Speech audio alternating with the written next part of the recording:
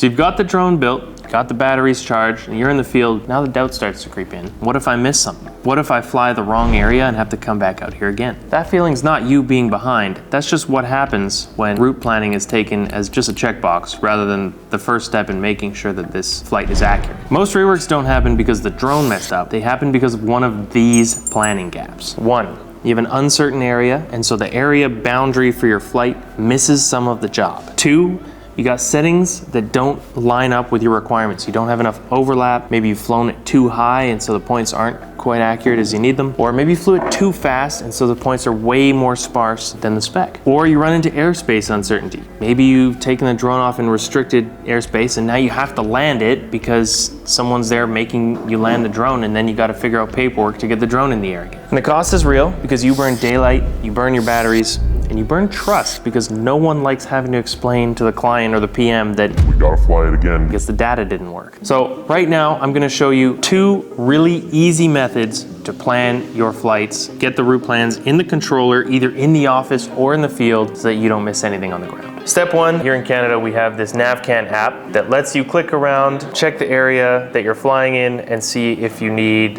special flight permissions, if you're allowed to fly there with your license type, what your max altitude is, all that sort of stuff. Really easy to use, and it's completely free. The risk is simple. If you take off and you're in restricted airspace, you could be in serious trouble. Step two is setting your flight area, and there's two clear options depending on how you like to work. Option A is you can plan it on the computer. This is the fastest option when you already have the job extents in some sort of software that can export a KML. Here, I have a video of me just exporting my boundaries of a survey in Google Earth. You take that KML, put it on your SD card, you put the SD card in the controller. Then what you're gonna do is you're gonna go to flight route here in your Pilot app. So we're just gonna hit import KMZ KML. We're gonna find it on our memory card. We're gonna set it as an area route. There it is.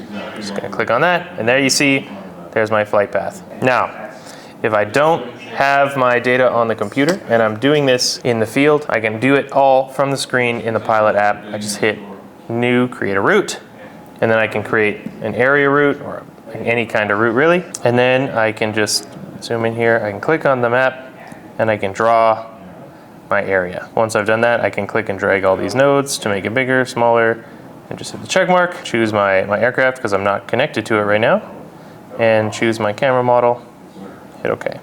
Now you can see I could actually get this whole thing done if I flew it at 186 meters, which I'm not allowed to do. That brings us to our next step. Once you have your flight route in there and you got your paths, you can bring up all your flight information here on the right-hand side of DJI Pilot, and we can go through and we can change all these settings. So here my maximum flight altitude is 100 meters, so if I set that, and then I can even fly it a little lower just to get a little more accurate.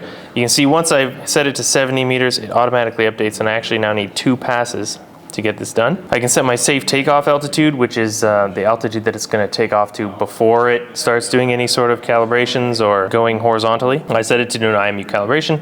I can change my speed. This is gonna change the duration up here in the top left. I can change the course angle, and this can change, you can see this can drastically change how many passes I have to do. Now this is gonna be important if on calm days, you can really cut down your flight time by just changing your course angle a little bit to make it more efficient. And on windy days, you can actually save quite a bit of battery life by changing how you fly depending how the wind is blowing. I can change what it does on finish, so right now I have it return to home because that's usually what I want. I have a landing pad set up near the truck. You can also switch your LiDAR settings, payload settings here. You can see I can change my returns from single to penta return if I'm using the L2, and I can change my scanning mode and my sampling rate. Once you have all these settings dialed, now you're ready to connect to the drone, set up your RTK, and actually get the mission flown.